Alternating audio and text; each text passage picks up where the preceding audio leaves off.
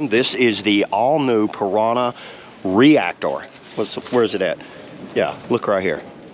ReactR, and I don't know what those little squiggly lines, but this is the hull here is the kind of the pre-production hull. So what you're seeing in the hull will be the actual shape. I'm not going to show you the outfitting because there's some really cool stuff and some top secret stuff going in there, and I will show you that when they finish up on that and we really get like a good model that I can kind of like do a full walkthrough on. But just looking at this hull, I'm really liking the overall shape. The first thing I'm seeing, the lines, the deck lines look really good on this thing.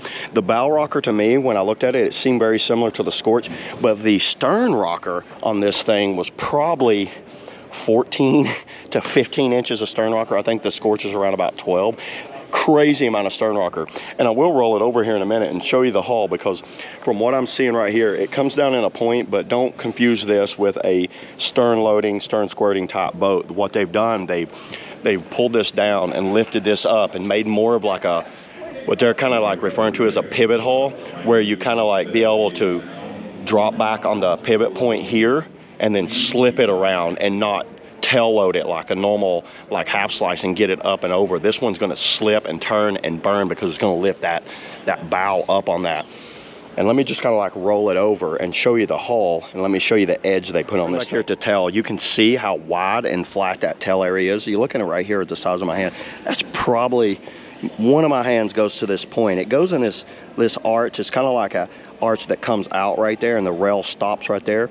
And from the looks of it, it looks like it's around about 9 foot long as far as length on this thing. But what they've done, they've curled these edges in right here, so it's not straight down. There's not like a hard vertical edge back there, but the edge does run from stern to bow. Looking at that edge, big huge wave deflectors. Everybody loves a wave deflector in there.